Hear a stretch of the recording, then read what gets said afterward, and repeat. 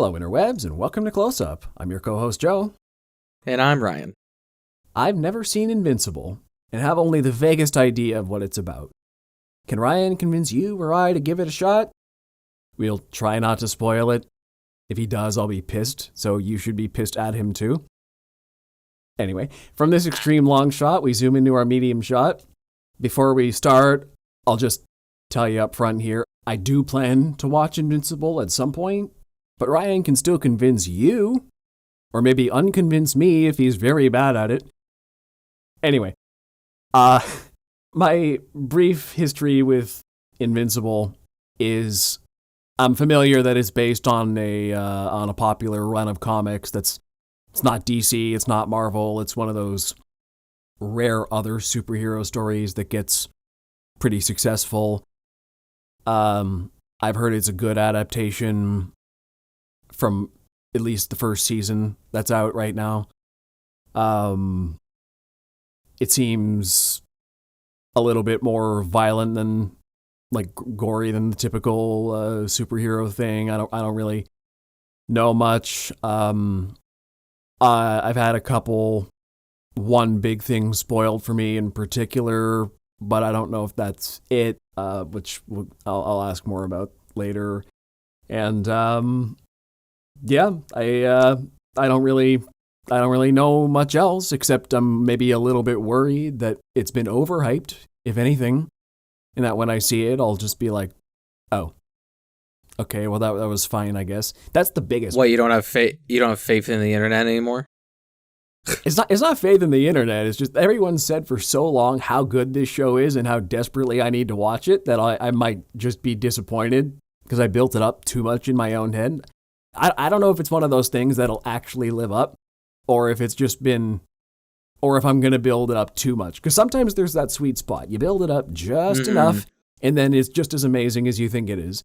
And then sometimes you, like, imagine it's the best thing ever, and you're like, oh, yeah, that's okay, I guess. And then all the Invincible fans come down on me for the rest of my internet criticism career, and they're like, what do you mean you didn't like Invincible? No, hear me out. I liked it. It's just not as good as everybody said. How dare you?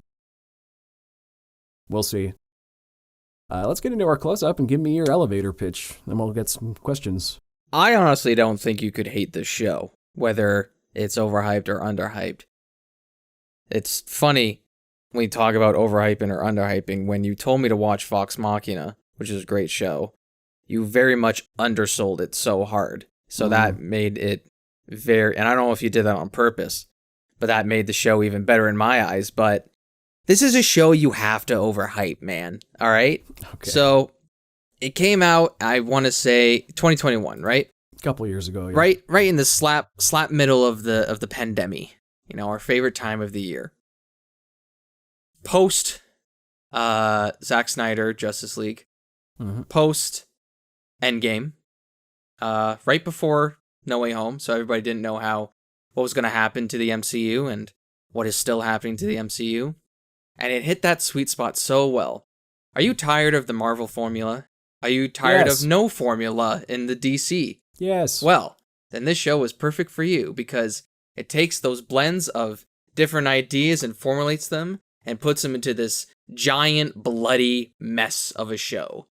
It's not just about superheroes beating the absolute crap out of each other until they're absolutely just blood and guts. I mean, there are points in the show where it's like that, and it's freaking awesome, because it adds some realistic takes to, hey, what if you did have this giant battle cat with a giant mace from a different planet fight this teenager from Earth? He probably gets squashed to shit. What would happen if you had this Superman-like being fighting off against these couple of aliens who were transported from a different planet onto Earth, and he gets pissed, and he probably could wipe them all out. These are just scenarios that I'm popping off the top of my head. But hey, it takes the realistic approach, as realistic as you can with superheroes. And I want to say it is the same creator. It's Robert Kirkman, excuse me. So it's the same creator from the Walking Dead comic books as well. And he also helped produce this show. And this show, its cast is stacked. Steven Yeun plays Invincible. J.K. Simmons plays his dad, Omni-Man. Jillian Jacobs plays Adam Eve. Carrie Payton plays Black Samson. Mark Hamill's in it. Seth Rogen's in it. Zachary Quinto. Gary DeLise is in it. Sandra Oh. John Hamm. I could go on for fucking days with how stacked this cast is. But the real important factor in the casting here is definitely Sandra Oh, Stephen Yeun, and J.K. Simmons. Because they all work as this family. This superhero family. They're called the Viltrumites, right? And they're basically a copy of Superman. And just a quick little pitch without spoilers, because it's so fucking hard, even though the whole premise of the show happens in the first episode, but I want you to have that shock factor. Where you have these Superman-like beings, how do you deal with them on Earth? Why are they here?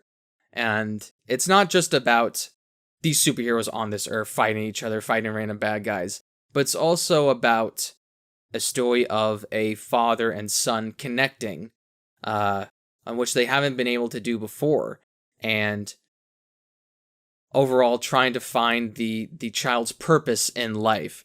You know, he's still dealing with being a teenager in high school. He has a girlfriend who a lot of people don't like in the show, but that's okay. He wants to please her, but he also has this superhero responsibility. It's basically Spider-Man as Spider-Man with Superman. And it's not just about that too. There's even one-off episodes in this show that aren't filler at all. Invincible's in them, and it helps build his character growth and builds his resume when he's saving or fighting people. And it's just really fun little short stories that help expand the universe, where it feels like it could rival the DCE universe or the Marvel universe, just because of how much is put into this universe here in the Invincible universe. I don't know what it's technically called. I'm just going to call it the Invincible universe. And so there's that. There's the whole world pitch, but the acting is phenomenal. The writing is incredible. The fight scenes, even with how low budget the animation is, and you can tell with some scenes, you're into it because of the spectacle and what they're able to pull off with such little of 2D animation. And it's not like well, actually it is in like Vox Machina, but that one is more crowdfunded and I think got a little bit more, I would say that had like a little bit more money or put into it because of it's 22 minutes, whereas per episode, whereas in Invincible, it's almost an hour each. So a lot of pencil mileage, as they call it in the business, put into the Invincible franchise. And honestly, I can't say much without spoiling stuff, but there's so much stakes with each new character. There's so many fun little characters too that you'd be like, oh, that's obviously an homage to Hellboy. Oh, that's obviously an homage to Wonder Woman. That's obviously an homage to Batman. All these nice little tricks here and there, but they make them their own. And it's really, really fun to watch. Just watching superheroes actually beat the shit out of each other. And yes, some say it's a little violent, but that's what we needed, all right? That's what the superhero genre needs. It needs something fresh. It needed something new. And I think Invincible, as a TV show and as a comic book, honestly, delivered on that. All right. Well, first question here. I don't know if this is a bad question or if this is going to be a joke, but I told Justin we were doing this episode, and he wanted me to ask you, why is he called Invincible? Because he is almost invincible. Oh. He is from the planet. He is half human, half Viltrumite, and basically that just means he's able to take a punch 1,000 times better than anybody is, and he's near invincible. So that is why he's called Invincible. There's actually a sweet scene where his dad actually gives him the idea for the name, but that's basically it.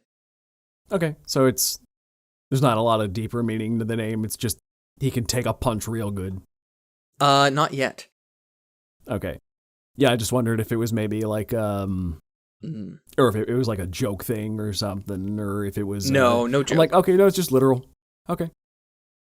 All right, no problem. Yeah, it's basically literal, but there's also this sweet scene where his dad, I haven't rewatched it in a while. I am currently rewatching it right now, or will be soon. But I remember there's this sweet scene where his dad, who was training him on being a superhero, gives him the idea of the Invincible name.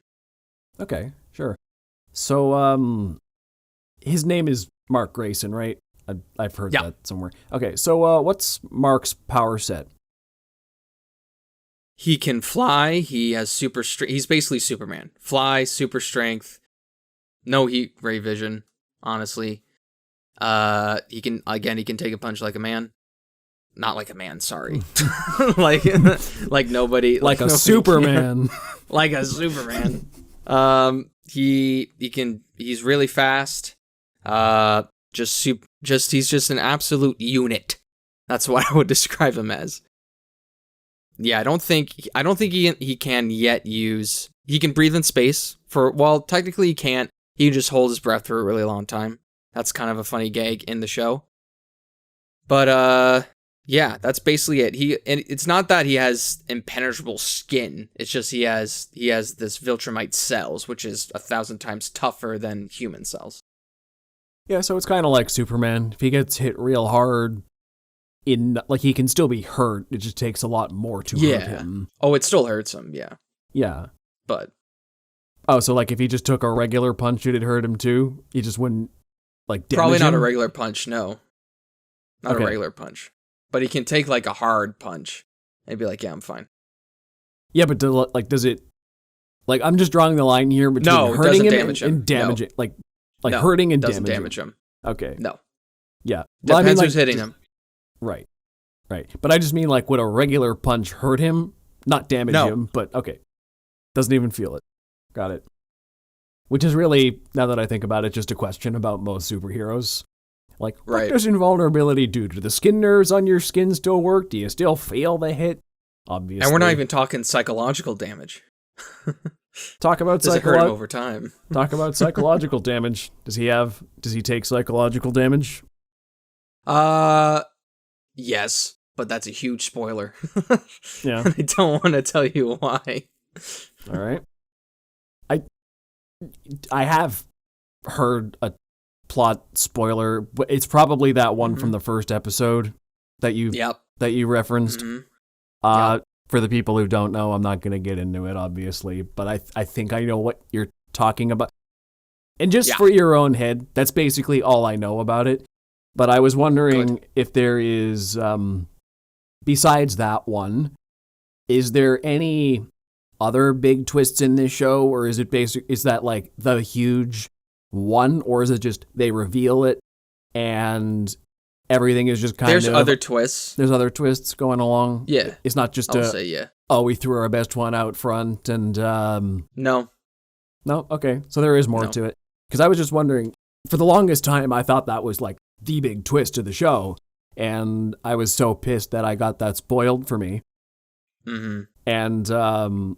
yeah, that's just been what I've been wanting to know. I'm like, well, is that the big twist, or is there actually more in store for me if I watch this thing? No, there's more. No, nothing else. Okay, good. I just don't want to have been ruined on the whole thing. I know what you mean, yeah. Because as soon as that came out, that was spoiled everywhere.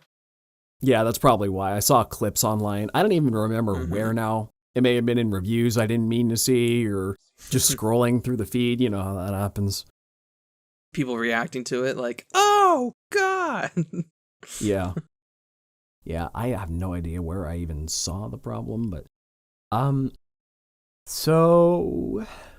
You were just talking about comedy a little bit here. I was wondering how this show balances the dramatic elements with the comedy. What tone does it take a little bit more than the other?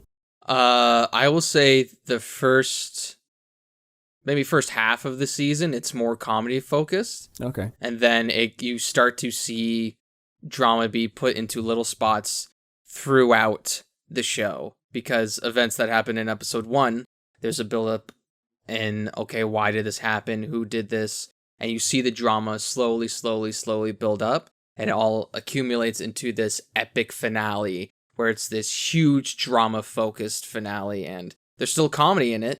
But I think it balances the tones really, really well. Okay. Yeah, I think it's usually a good choice to start a show with comedy. because comedy is more endearing. It connects us with people a bit more than everyone spilling their tragic backstories up front. Yeah. So, yeah. And I think, like, the very first interaction in the show is this stepfather's like, I gotta take my stepkid to England, but I think he hates me. And he's guarding the White House. It's just this random comment, but it's like, it's so funny. I see.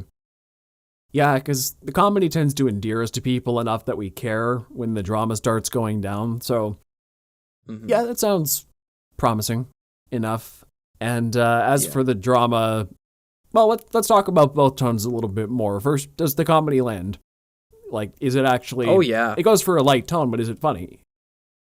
Yeah, I would say it's funny. I would say there's rarely like laugh out loud moments, but there are some like just really funny, smart dialogue written scenes where someone will say a line and be like, huh, that's funny. But I wouldn't say it goes so over the top where you're like laughing on the floor, crying, because I think this show, the most emotion it wants to get out of you is, what the fuck? That's the one it's going after. And I think it does that really, really well. I keep saying really, really well, and my English teacher would kill me if they heard this, but I need to stop that. You never notice the words you repeat over and over until you listen back on the podcast, and you're like, why did I say that? So would you call this funny dialogue quippy? Because I'm sick of quips. Good. No, it's not quippy. It's very natural in the scene, and you can actually hear, it's not like a, whew, glad that didn't happen, like look over to the camera, that type of quips. It's natural, funny dialogue. There's this great little, and there's also subtle dialogue too, where a villain's trying to get Invincible's attention, so he paints his name across the roof. But his name's so long that he runs out of paint, so it's just Invinca, and there's a little dialogue scene about that, and that's really funny. And so you said the comedy's funny, but does the drama actually deliver as well? You said it's really going for it, but okay. Oh, it goes for it. It goes for it hard, and I can't tell you why. But I just need to know if it works. Oh, it works. Okay, good. It had people crying. It had people laugh, cry, but it had people cry most of the time. Okay, good to know. Good to know. I'll pack a box of tissues for this show. Mm-hmm. All right, so I hear a lot of talk about the father and son dynamic on this show, but what about his mother? Is she actually important too, or is it mostly just focused on the father and son? Okay.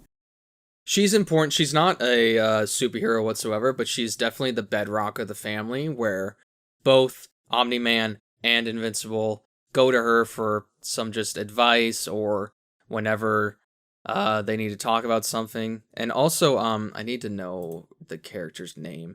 Debbie, again, it's been a while since I've seen the show. She takes no shit, all right? And she's played by Sandra Oh of, Grey's Anatomy fame, which everybody knows she takes no bullshit, and she brings that into this show as well. And she is basically like, hey, I know this thing's happening, don't fucking lie to me. Especially with the secret government, the secret superhero government that's in here is like, what the fuck you doing in my house? I don't want you here. I don't care if yada yada is doing whatever. Like, she takes no shit, and she's an amazing character. She's not a one-off, like, oh, here's the mother and we don't see her for 4 episodes. She's basically in every single one, and she does some investigation of her own. So back up a few seconds about secret superhero government. Tell me more about that. That sounds interesting. So I don't know how, if I'm being honest, I don't know how secret they are, but I just know it is led by this one dude, Cecil, played by Walton Goggins.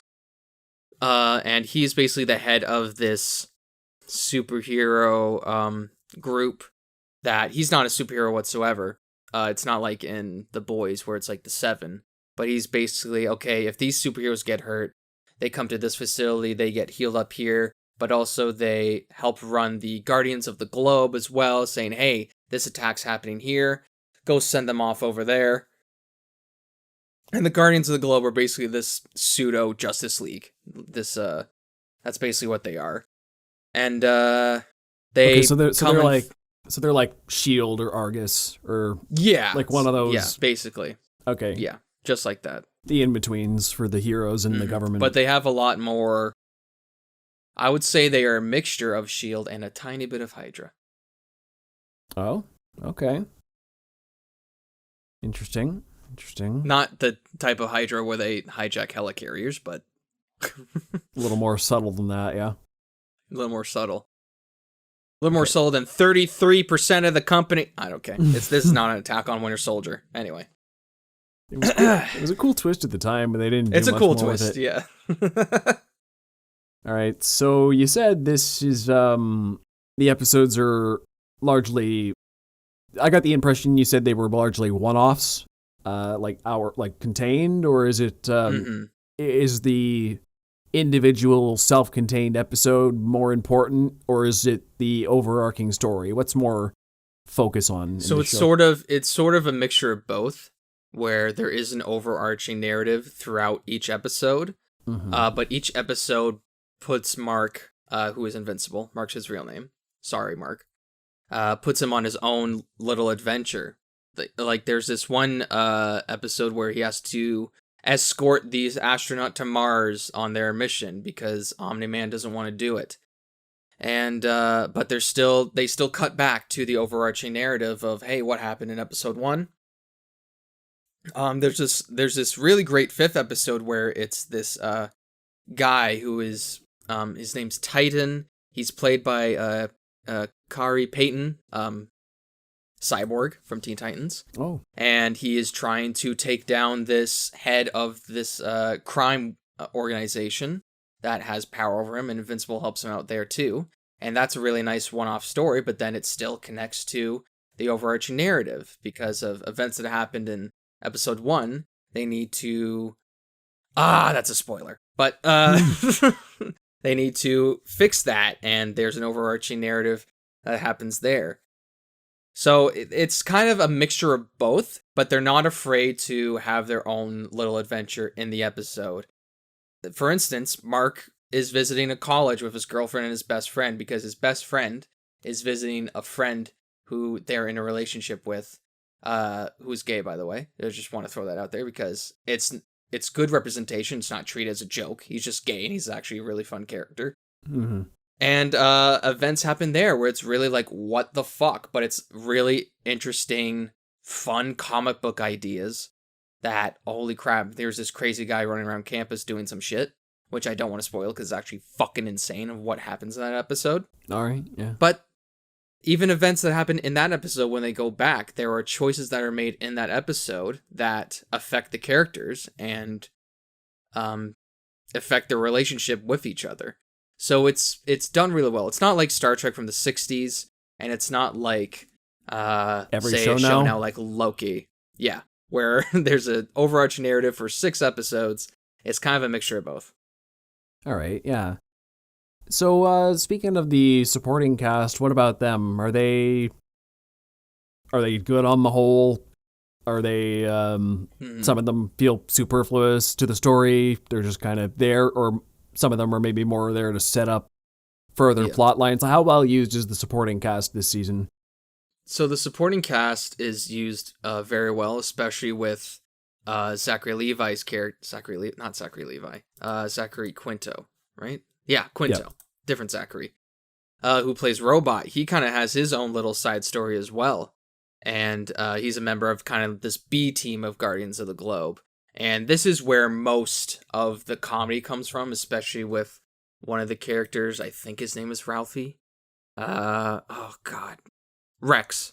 I think, Rex. Rexplode is his name. Yeah, because Explode. Ha ha ha ha. And that most of the comedy comes from him.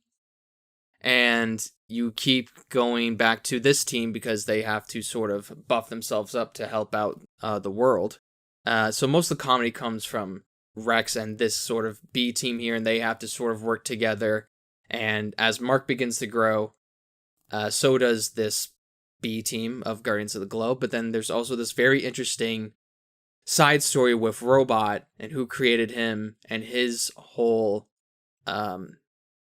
ambition, his whole arc. So it's not every single character is, vastly explored upon, but the ones where you would be interested in are do get a little bit of a story as well.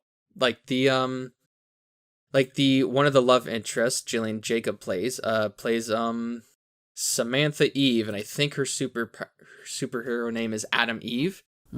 Where it's not biblical whatsoever. She can literally control atoms out of the sky.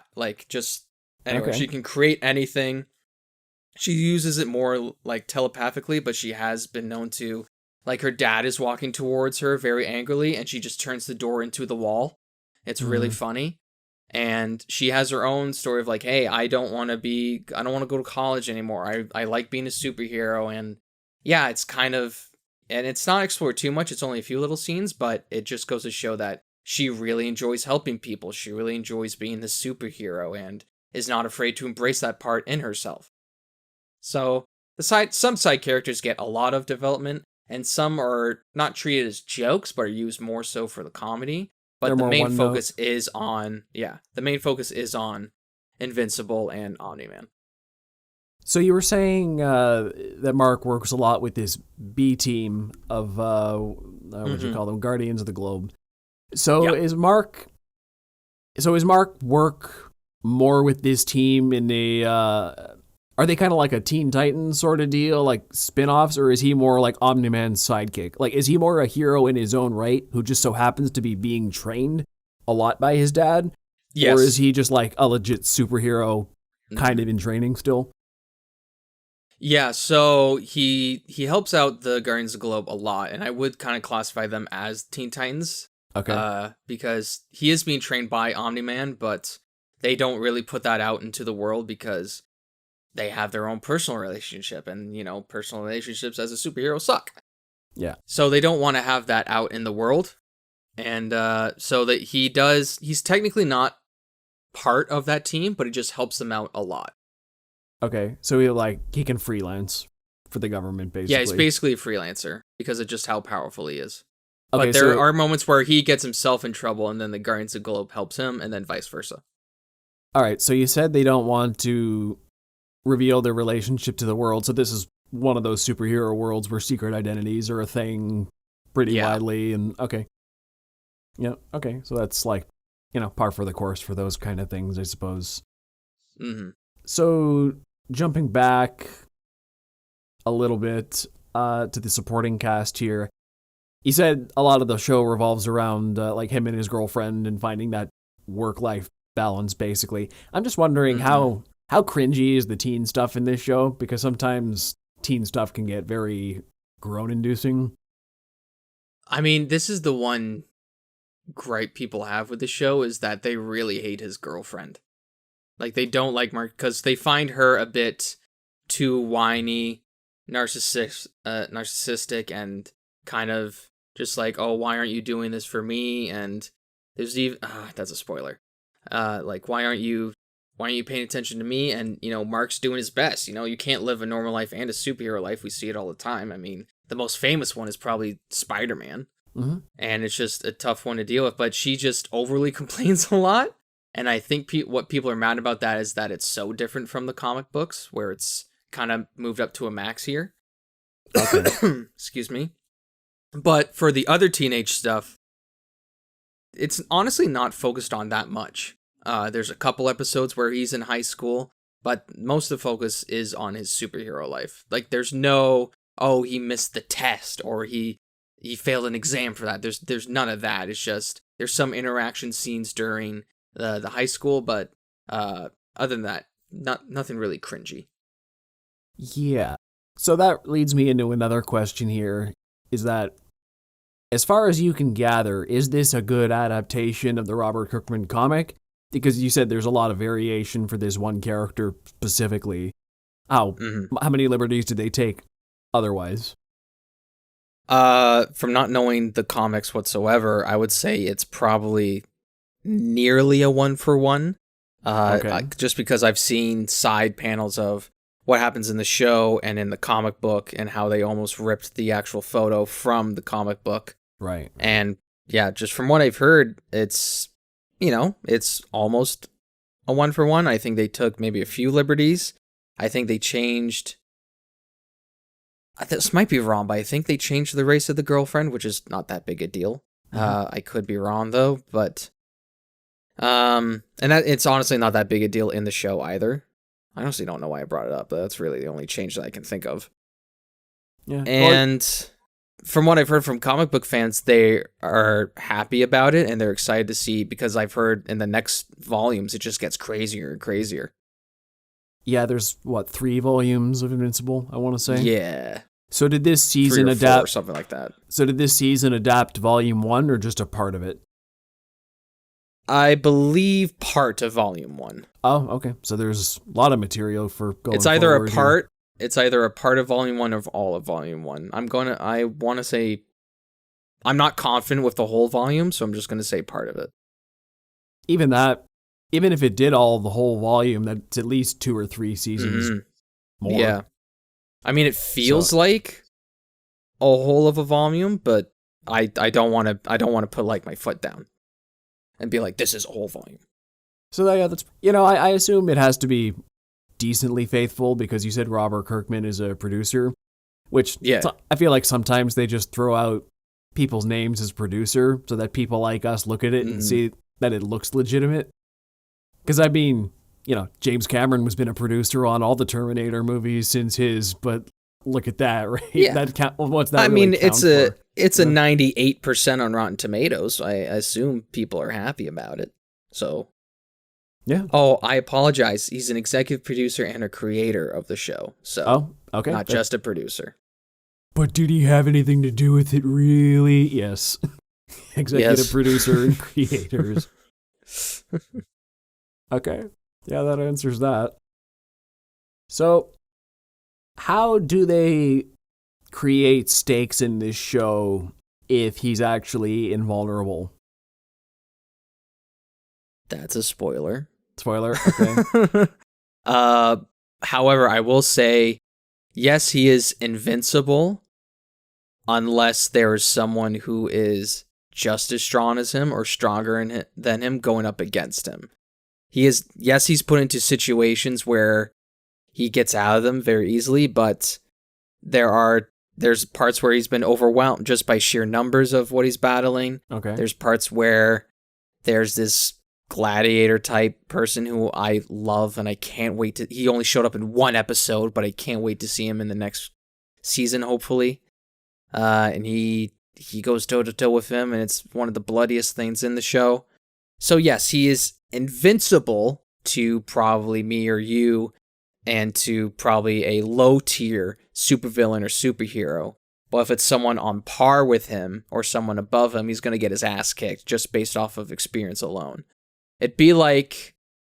I mean, you could say it's like Zack Snyder's Man of Steel, where, yeah, Superman was the top of his game, but he wasn't really proficient in any fighting skills. Yeah. The other Kryptonians were, let's face it, beating the shit out of him in Smallville and destroyed that U-Haul truck and the Sears. military. Yeah. And the military.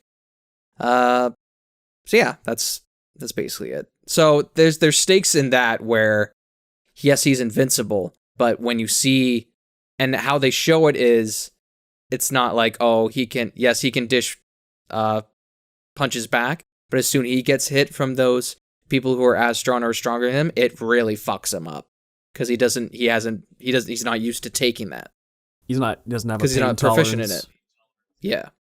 So besides facing people who are just of a higher skill level, does he have any known weaknesses like a kryptonite or anything other than just superpower that can take him down that we know of? I mean, his empathy. He's very empathetic. Okay. Towards people. He cares a lot about people. It's not a spoiler, but it could allude to one. So he's one of those suckers. And I would just say also, I will also just say his, you're sounding like your D&D character. Yeah. Now he's sounding like, I would say one of his biggest weaknesses is just his lack of experience. I mean, his very first fight, he throws one guy through 10 buildings and he causes so much property damage. But in this world, on this version of Earth, I feel like insurance is not a thing and they just fix it. Because so much shit gets blown up in this show. They're like, we'll deal with it. Right.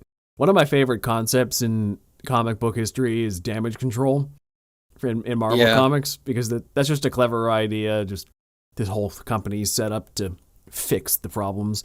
There was actually a DC show with a very similar idea about that. I don't remember what it was called now. It was like Powerless or something like that, where it was like a superhero, like a superhero insurance company. And I think Adam West was on that show too. It didn't last longer than a season, but that would be such a stressful job. You just clean up New York City, and then you see a portal open up. Like, fuck me. It's the sequel already. Well, yeah, really. And you're just kind of like, well, we're getting up early tomorrow. Yep. Duck and cover, write it all down. But they must be making bank, if you think about it. Well, I'm sure in a world like that. Actually, people say insurance is good. Well, look what happened with the Vulture in Homecoming. Insurance made him a villain. Or not insurance, but government contracts made him a villain. It took the jobs away from the hard-working New Yorker just trying to clean up alien tech. Honestly, he could probably sue, because he bought contracts, didn't he? Or did he not buy contracts? I can't remember. I think he was just a city worker going in to clean up the alien tech. And or he was a guy who was supposed to do it. And then he just was like, he didn't, yeah. And then damage control came in and was like, nope, we're taking control of this under the guise of Mr. Stark. And it's like, rich billionaire, independent, screwed me out of my job. Because I remember he bought trucks for it. He said that. He was like, I could lose my house for this. He invested a lot. If he did buy a contract, he's got a case. That's all I can say. I took law once in high school. Right, counterpoint, he has a case, but then he's got to fight the money of Tony Stark. That's what I mean. In a years-long court battle. So yeah, he might win, but he'd be bankrupt either way. Yeah. The only thing he'd get out of it is probably like $2 because of all the money he'd have to pay to his lawyers. Yeah. So our justice system is not rigged. Anyway. It's really just, it's like, yes, you might win, but can you outlast the people with money who can pay really good lawyers to keep the trial going until you run out of money? That's the trick. No. It's not who's in the right. The law usually ends up on the right side, but it's how fast can we get there? It kind of reminds me of that staircase killer or whatever it was. Like the guy who went to jail for quote unquote murdering his wife by pushing her down the stairs. I think I've heard about that case, yeah. Yeah. So he talks about in that documentary, it's a really long documentary. It's like 13 hours. But it's 13 episodes. But he talks about, because he's rich, he's like, man, like one paycheck for him was like $780,000 a year's wage, which is like 7 years wage. 7 years wages for a decent paying job.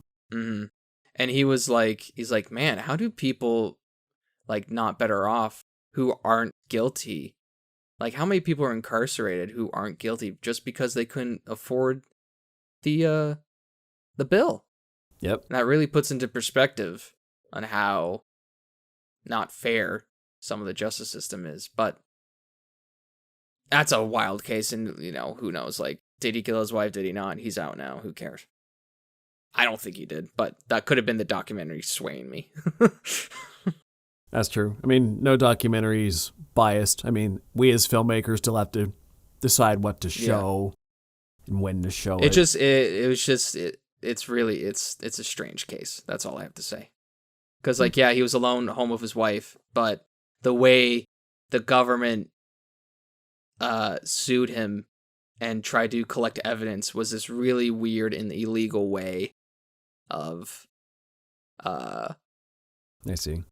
Just not the right way to accuse someone of murder. And the only way he got out now is he said he pled guilty to something, but not guilty of murdering her. Is something like guilty by fault or something like that. And he was able to get out based on time. It's this weird loophole. So they cut him a deal. He's like, as long as I don't say I'm guilty of murdering my wife, it's just like guilt. I'd have to look it up, but I don't really care. I see. But what's your next question? So they kind of screwed him to get in jail, and then he had to get a loophole to get out. Yeah. Speaking of, okay, this is a whatever. Speaking of like gory murders and whatnot, are the action scenes in bloody? Yeah, bloody and terrific. All right. I mean, it's just one of those, and it's animated too. So for those people who say it's overly violent, it's like it's animated blood. Grow up, like you're fine. It's not meant for children anyway. There's so many F-bombs. There's so many sexual innuendos. It's definitely one of those animated shows that is for adults, just like the comic book was. And I don't think it's over the top. I think it hits it right on the money of what would happen if Superman punched me in the gut. Oh, it'd probably go right through me. So, deal with it. Yeah, well, that makes sense, I suppose. So it's... I hate when, and I hated this growing up too, especially around, since the new one, it's kind of relevant, since the new Mortal Kombat just got announced, where a lot of parents love to complain that their children are being poisoned with all this violent video games or violent TV shows or violent movies. And if their kid does something bad, then they blame it on the violent movies or the violent blah, blah, blah, blah. It's not the video game or the movie or the TV show's fault. It's the specific child that's the fault of. And it's not your fault, I'm saying, parents. Sometimes people's brain chemistry is so fucked up upon birth that there's really nothing you can do with it. When you have a child, it's really a roll of the dice. And I really get sick and tired of people blaming physical or virtual media because it's just art. We're all here to explore art and have fun with it. And also, if you don't want your child to play it or watch that thing, then they don't have to. We don't care. There's millions of other people. Yeah. But you're not going to stop other people from having a good time. Most cases of actual violence are caused by severe mental illness on the part of the people.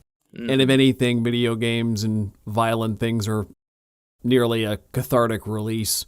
They don't, like, if you're too busy killing people in a Call of Duty lobby, well, good, you're not killing them in real life. If you're watching Invincible and reveling in the gore, you're not out there doing worse things in real life. And I'll be honest, in my youth, I had to take a break from GTA because it was affecting me. But that was around the time where I was young enough to just be able to do that all day, every day. Yeah. But I was like, man, this is changing me. I don't know. You just had to take a break. But I was able to do that, and some people aren't, and that's also fine. Not to say media doesn't have an effect on blaming people, but it's not stop the blaming cause. Rockstar in general. Just stop blaming video games in general. I'm sick of it. Or just any violent entertainment. Unless the entertainment is like specifically targeted at children and preaching violence. Right. Like Mortal Kombat is not preached to children. It's preached to like random people. And you're giving them more fuel to the fire. Like since Mortal Kombat 9, the fatalities have just been getting bloodier and bloodier. Mm-hmm. Like this new cinematic trailer, which they're calling Mortal Kombat 1, which is really interesting. It's probably the most bloody cinematic trailer I've ever seen from the Mortal Kombat franchise. And you're like, they just went full out. I saw this really funny video the other week by Viva La Dirt League. And they did, it was basically child controls on video games where you can turn the blood off. Oh no. Yes. And what the sketch was about was that these kids are playing as their characters, and every time they attack somebody, like they slash a guy with something and like flowers come out, and then he just kind of falls down like, haha, the flowers are calling out of him. That's so cute. But the NPC is meanwhile witnessing this mass murder from his point of view. Just blood and guts everywhere, but these kids are like happily and nearly sociopathically like dancing around the bodies and flowers because they're like, this is so fun. It reminds me of that Freddie W video where it's the flower warfare. And that's because he wasn't able to use blood hits in his YouTube videos because it would get flagged. Right, so it's like, what looks red? I guess rose petals. And then we can use the muzzle flash as sunflowers. So it just kind of turned into that, and it turned into this really like viral video. I don't remember seeing that one, but I did watch some Freddie W. back in the day. He's one of the first. Classic YouTube. Well, didn't he actually pivot into a job in Hollywood as a VFX artist? I believe so. I think Rocket Jump is a VFX house now. Yeah. Because he was really good, especially for the internet at that time. Like, what do you mean like a guy at home can just do this? Mm-hmm. Like, make cinematic special effects just from home? Because him, Freddie W., and Brandon, and also Quarter Digital were the first kind of independent companies to just go full digital around that time. Right. Where digital was really becoming brand new and only being used by people like, say, George Lucas, because he also saw it coming up. Yeah. They were the first few people to be like, nah, this is definitely the future of visual effects, and we're just going to go full out with it. Cool. So YouTube history. Yeah.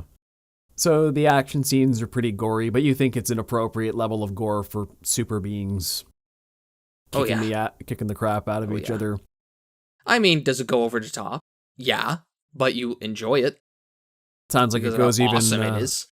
Sounds like it goes even more hardcore than Zack Snyder movies. People say those are dark for how they represent superheroes fighting. Yeah, definitely. And I'm like, okay, yeah, but it sounds to me this is a lot more graphic than Superman versus Zod, you know? Yes. Which it sounds like the next comparable thing in terms of just scale and of violence and destruction.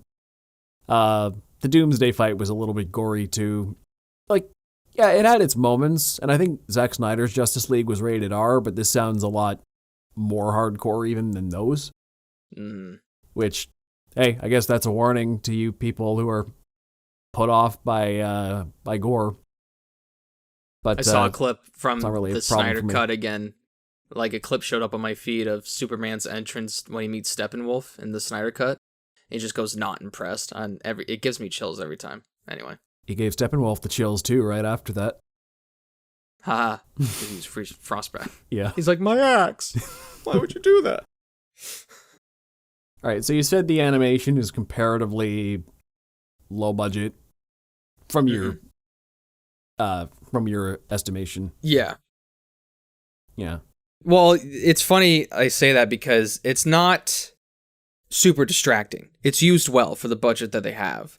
But if you were to go by, like, frame by frame of, especially certain important episode 1, Quarter Digital talked about this a lot when they actually reviewed it, where there's this guy who runs super fast. He's the Flash. And basically, the way they make him move really fast, it's just like a red smear across the screen. And for a guy who's not in the show that much, that's perfectly fine. And they talk about this in animation studios, is just knowing when to use your pencil mileage. And is this one moment in this one scene really that significant where we need the character to react in a certain way? Or could we just use like one frame drawing and then move on and then use our pencil mileage to close out the show in this amazing way? So I think you can really tell from the first few episodes, but then as it's going more and more throughout the rest of the show, you can't really tell because they know how to use their pencil mileage. So you keep mentioning pencil mileage, which is a term I've never heard before. Let me just take a guess here. So pencil mileage is like, just making how many drawings, making lemonade out of lemons, whatever. Yeah.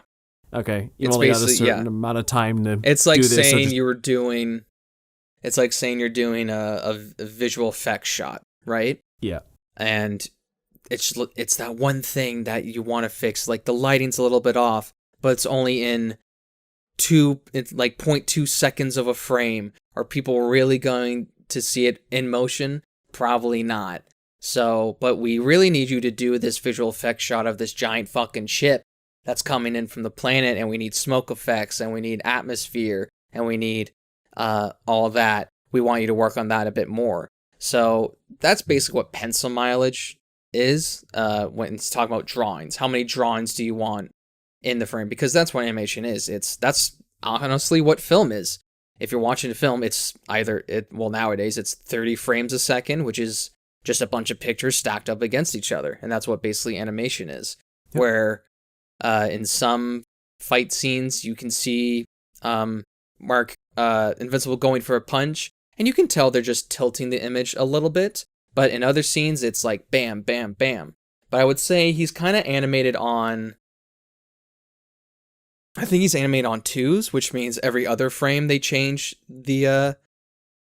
They add a different drawing, where if he was animated on 1s, it'd be like 24 pictures would be drawn, where instead it's 12, which is what they used at the beginning of Spider-Verse with Miles Morales. They animated him on 2s, so he looked a little bit slower and rugged compared to the other Spider-Man, who was animated on 1s. And then as throughout the film, and especially one scene, he gets more in sync with the other Spider-Man and becomes more fluid, making you subconsciously think he's now becoming a better Spider-Man. No wonder it's that movie... subtle way that works, but yeah. No wonder that movie won an Oscar. It's really... Mm-hmm. I'm never so realized... hyped for the second one. Oh, me too. We're reviewing that next for sure. Whoo, yeah, baby, look out for that one. It's so good. And you can tell. I knew it from the beginning, but Teenage Mutant Ninja Turtles is doing it. Puss in Boots did it. People are going to steal that animation style for the next 10 years. They're going to do it.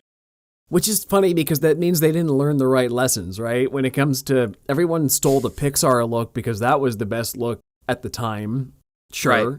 And now Spider-Verse is the new cool look in town, so everyone's aping that look. It's like, but you didn't learn the lesson. Spider-Verse was successful because it dared to do something different than the mainstream. And yeah, it's a great style. Use it all you want if you actually enjoy that. But would it kill you to be more innovative? Animators? Maybe don't. Well, I don't want to blame the animators. It's the producers who were like, that looks good money. I would say the Last Wish, though, did do something different. The Puss in Boots movie. Right. They went like super hardcore. Right. I didn't watch that one, but I did hear it was a lot better than it had any right to be. Yeah. It's so weird. The long delayed Puss in Boots sequel. I was never really into Shrek as a kid, so I never had much inclination to watch the Puss in Boots. As a 2000s child, you cannot say you weren't into Shrek. I watched the first two at the time, and I remember the hype around them, but it was never gelled with me, even back then. Like, I know it's stubborn. You were stubborn as a child as well. Yeah, I was contrarian even back then. I know it was a thing. What about All-Star, Joe? You don't blast it in the club? Oh, hey, no. now. You're gonna get flagged. I cringe every time I hear that song. Hey, now. It's like grown That's the song 2000s. That's the song I don't cringe to, but the 2000 song I do cringe to is I Got a Feeling. Oh, no. I hate that song so much. I can't tell you It was so overplayed. How many times have I heard that song in my life? Every time it comes on, and like if I'm at a bar in a club and everyone freaks out, I'm the guy there that's just like I just drop. See, I think I got sick of it when in the early 2010s I used to go to dances in my town all the time, and most of the music they play was late 2000s pop. And then in late high school at the dances there, like prom and whatever, they were still playing those same songs. And then I went to a couple of clubs, they still played those same songs. And I'm like, okay, these songs were like 5 years old when I first started going to dances, but this is still the pop music they use. Okay. And they're already iconic. I'm like, can music just, get something new to dance to? I've been dancing to the same song for 10 years. I mean, They tried with dubstep. Do you know where you were when you first listened to dubstep? Because I do. What a cultural shift. The closest thing I can think of is like hearing Daft Punk and Tron Legacy. Was probably my first experience with that kind of electronic. No, I remember listening to the music video on YouTube with a bunch of buddies, and just me listening to it being like, this is garbage. And then it was a thing for like 10 years, and then it finally went away. Good. Anyway, back to Invincible. Anyway. Which we're kind of talking about tangentially. Cultural issues brought up by Invincible. How was the soundtrack? Fine, I'll tie that back in. Speaking about music. Any it's music? Been a while since I watched it.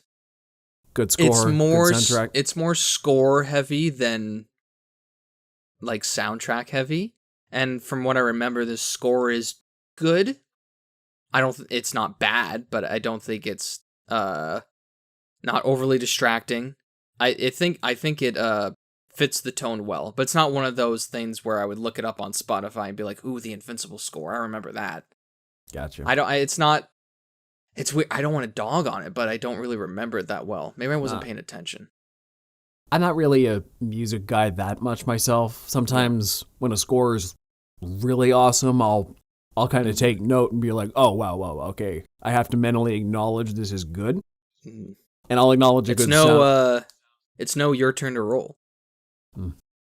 Oh, okay. I can't stop talking about that fucking show. What? I'm like, what is the reference here? Okay, and then it was that. Dude, I had a week of being like, okay, I'm over Critical Role. Not over in the sense I don't like him anymore, but like, okay, I can get over the hype with them. And then one video popped up on my feed, and now it's every other video. I'm like, fuck.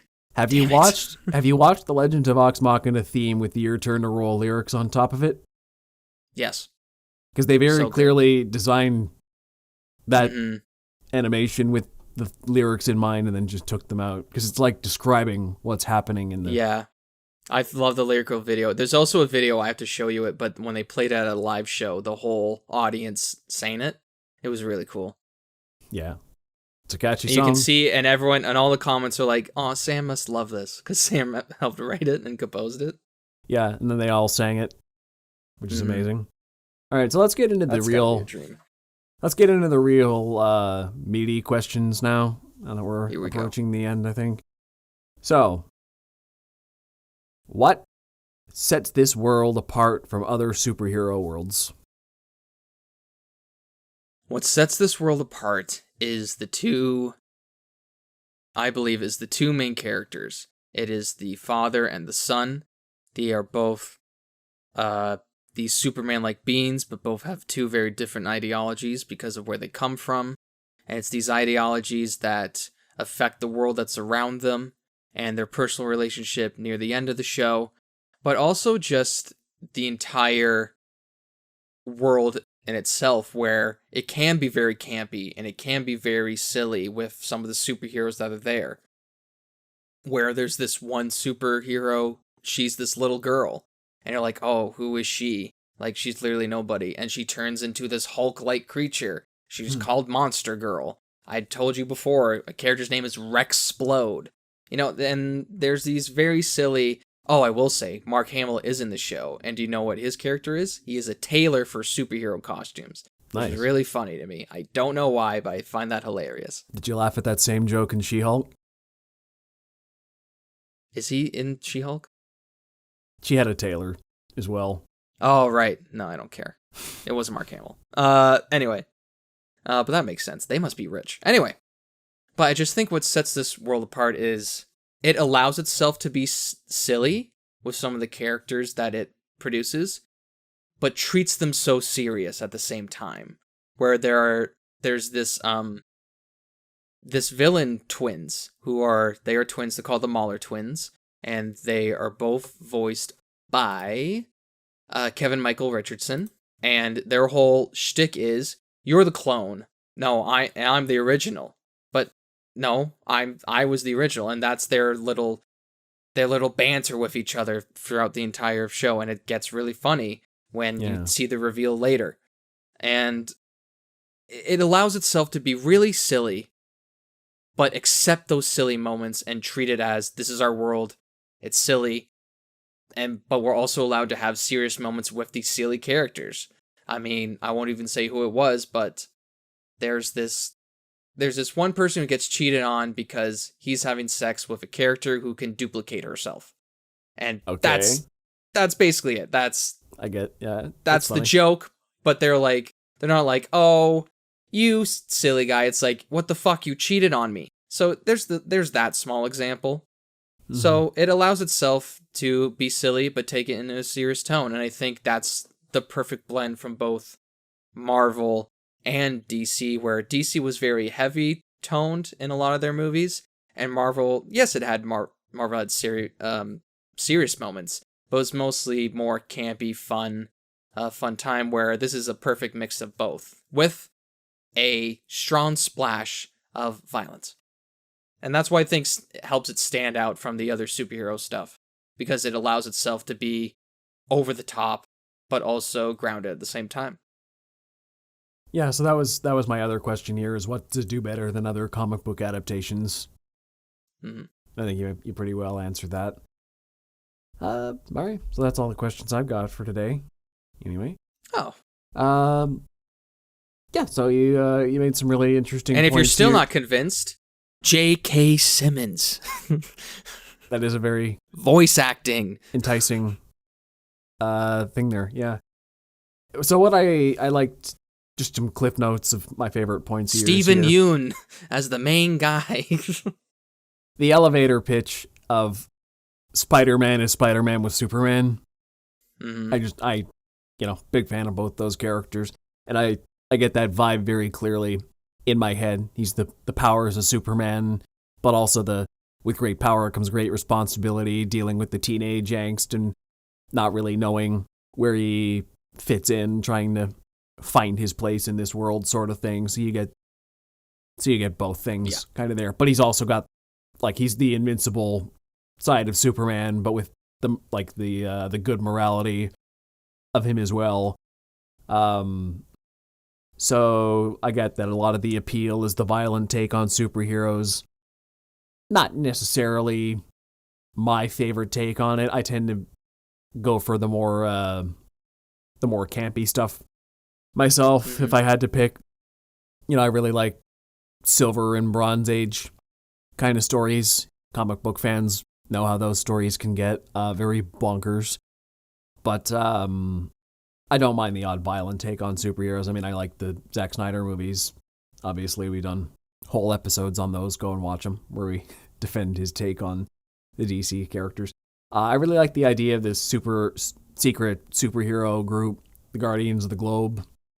Once again, I've seen other groups similar to them from the sounds of things. S.H.I.E.L.D., Argus. But yeah, they sound a little bit more wide-reaching and even more cooperative with the superheroes themselves. So it sounds like an interesting dynamic to go between with the government. And I'd like to see what they do. I don't know if there's a story about them, but it seems interesting.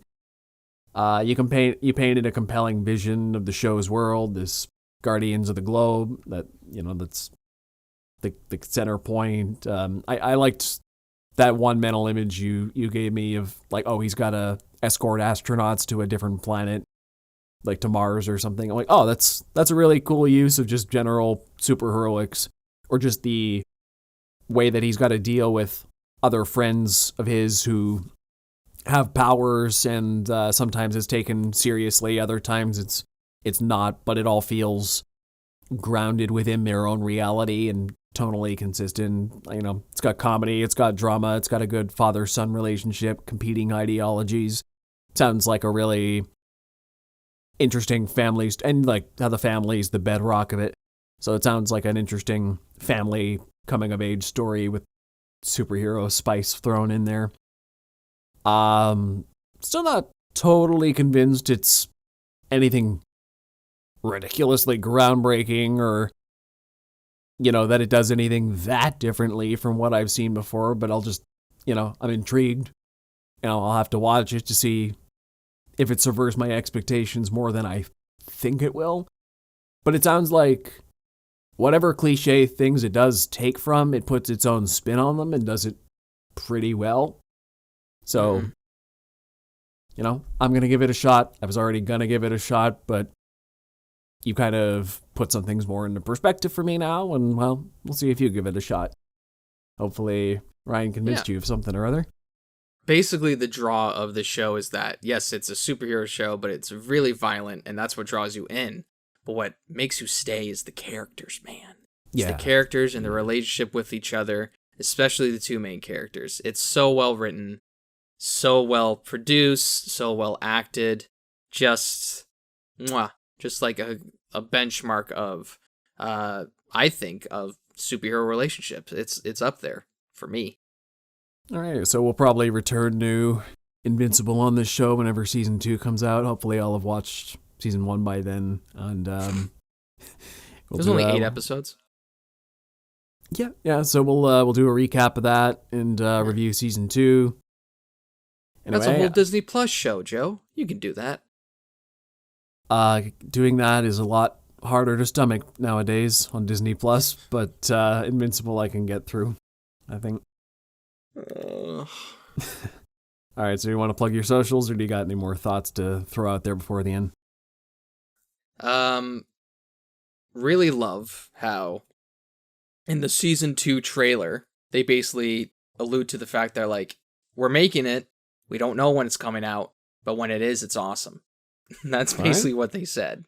Because they know people want it, but again, animation takes a while to do. And obviously they want it, make it perfect for fans. And I feel like a lot of studios or a lot of production companies need to not be afraid to do that. And of course you need to have a fixed schedule in order to make back the returns on what you produced. Yeah. But just a good, plan ahead, just to be like, hey, we're not ready to, in terms of story, to produce this yet. And I think more productions need to not be afraid to say that, because, not giving examples, look what's happened in the last few years. A lot of mediocre stuff. But I digress. Anyway, you can find me at Ryan Walker Official on TikTok, Instagram, and on YouTube. Right now we are streaming Jedi Survivor. So far it's great. Nice. It's really well done. Nice, smooth. Combat is so refined. I can understand why it's so high in reviews now. So for reviews on all the mediocre stuff Ryan mentioned just a few moments ago, look at all our previous episodes. No. All previous episodes of Close Up with Ryan and Joe for most of that stuff. You can find me on Instagram, TikTok, and Facebook at ThoughtPlay Media, and check out the Close Up with Ryan and Joe Facebook page for latest updates on the show. If you listen to us in audio, check out our YouTube channel. And if you're on YouTube, find us anywhere you get your favorite podcasts. Also, go to ThoughtPlay Media on Facebook and like our trailer for a Blue Star Apart. The more of you that like it, better chance we have to get into film festivals. So please do that for us. It would be a huge help. Really much appreciate that. And we hope to see you on the next Close Up with Ryan and Joe, where we reminisce on Netflix's old Marvel shows. Till next time. See ya.